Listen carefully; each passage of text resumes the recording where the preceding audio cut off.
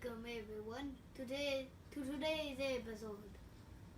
That's right, everyone. So you're probably noticing all these cool Halloween themed items on the table. And that's because this is our Halloween special. And to celebrate Halloween, this is going to be a two-part series. And part one, as you can see here, is just going to touch on various items from how we decorate our pumpkins to little collectibles that Jaden likes, to some arts and crafts, and to some action figures. So without further ado, we're going to jump right into this episode, and we hope that you all enjoy it. First up, we have Mickey Mouse and Minnie Mouse pumpkin decorating kits. That's right. This is a set that we picked up from Target 2 years ago, each retailing at $10 a piece. And as you can see, the Mickey Mouse set came with the items you see here, minus the pumpkin, but with some black paint. The Minnie Mouse also came with everything you see here, minus the pumpkin, and with some pink paint. Unfortunately, this year we were unable to get around to getting the black and pink paint. So if you don't mind using your imagination, you'll be able to see what this looked like with the black paint and the pink paint. So Jay, what did you think about these? What do I think about them? I love them because I'm a big fan of Mickey Mouse. And when I saw these, I just asked my dad to buy them. Next up we have here is my Halloween themed Legos. So that's right, these are your Halloween themed Legos.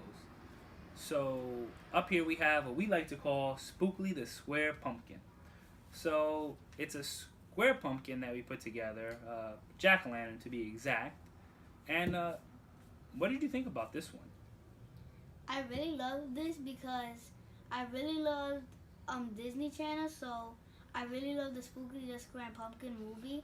So I like calling him Spooky the Square Pumpkin because he's really a square, so it reminds me of him. Okay. Every Halloween. So next up we have a witch. Now the cool thing about this, parents, is that when you take off the hat, you can stuff it with a little bit of candy.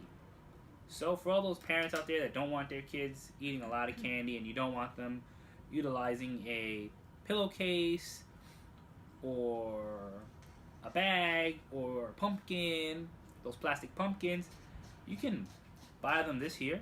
They'll love you for this because they're getting a sweet Lego toy, and it also doubles as a little thing to put candy inside.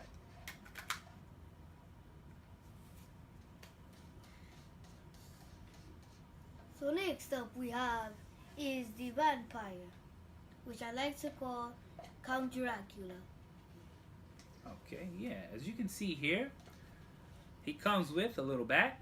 You can take the bat off, and the wings can be used to fly, like if you wanted to fly around and maybe pester you and get caught in your hair, you could do that. Put him back here. There you go. See, Dracula has his two fangs, and this is really nice. His little feet, and this is his cape around him. This is a cool one. When I saw this in stores, I believe it was last year, I knew that you wanted it because I know you're a big fan of Legos, and I know you love Halloween yourself. So up next we have the ghost. I like this ghost just because it reminds me of a Pac-Man ghost. Now I know the Pac-Man ghosts are not white, but he's still pretty cool. You know, you can, no matter which way you have it, it's still the ghost. Last up we have is the bat with the pumpkin. That's right. So this is just a bat, nice pink little nose. Can move his feet a bit, you know, so that again, you can have him flap his wings a little more, and he can just, you know, annoy Jaden and just get in his hair, you know, and bother him. But no, this is it's a really cool one. And the little pumpkin was a nice little treat. The way it's shaped, it kind of reminds me of the Green Goblin's little pumpkins that he would toss at Spider-Man.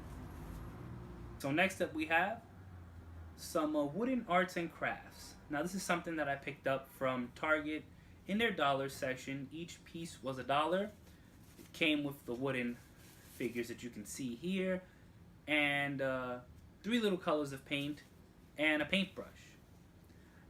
Now you might notice that Frankenstein's monster is painted, the bat is painted, but the witch is not painted. And that's because Jaden decided to be creative here and use markers to color this one in. So Jay, what are your thoughts on these? I love them because the bat is really cool, and it's like, and it has like little fangs on the bottom, and it's like, and when I painted it, it looked like he ate like a bunch of Oreos. Yeah, with the cream around his mouth, right? Yep. Okay. So would you like to do this again next year? Yeah, I want to do it again. Okay. So yeah, parents, we recommend that if you see these next year, go out and buy them, but don't buy all of them. Save some for us, because we'd like to do this again next year. So last up we have the Tales of the Teenage Mutant Ninja Turtles, Monsters and Mutants action figures. This is something we picked up on our trip to Walmart. We decided to check the toy aisle, and when we saw these on the shelves, we were both excited. I can't tell you who was more excited, Jay or I. I knew when we saw these, this was just something that we needed to bring back home with us. So we searched for the 4 figures you see here, and we'll show you the back to show the other 2 figures that we were just unable to get our hands on, and we've since searched Targets and Toys R Us's, but just can't find the other 2. But we got the 4 monsters, for Halloween, and for the fact that we both love the turtles. So, okay, care to explain the figures? This is Leonardo. This is Raph. This is Mikey. This is Donatello. Okay, so what is Leo dressed up as? He's dressed up as a mutant mummy, and he has like a golden snake around him, and he has a golden spider on his leg, and he has like a sword, and then his bandana is falling off for the mummy. Okay. What about Raph? Raph is special from the others because he's a vampire, and now he has hair, and if you see, the bat can stick on him, on his cape, so it can be like, it can stick on him. And another cool thing about Raphael is that he has a cape. Who doesn't love capes? And it's not a plastic molded cape, it's a nice cloth cape. And if you look closely at the back, you can see it's Raphael. This is Mikey, and he doesn't have nunchucks. He has like bone nunchucks, and he has like a bloody pizza, and he also has like little like sharp teeth and an orange coat with an M on it, and a lot of hair on him.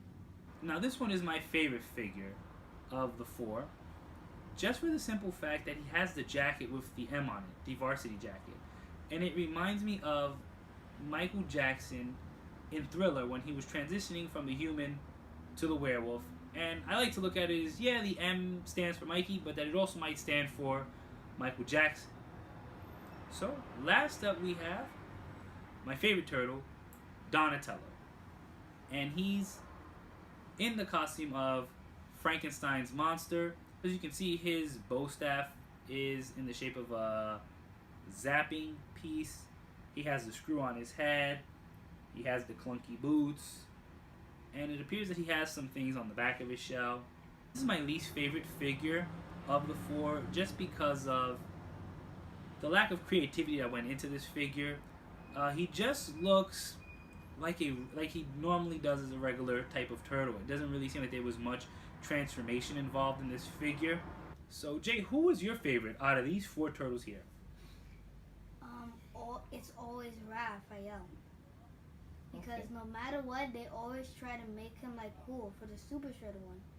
Okay, yeah, I agree. Raph was again my favorite one, with the cloth cape, and Mikey was close second. I think one of the things that would have probably made Mikey my first pick is if you would have had the hair made the hair similar to that of when they did like the Turtle Treasure Trolls back in the early 90s. You know, give him the Treasure Troll-esque feel.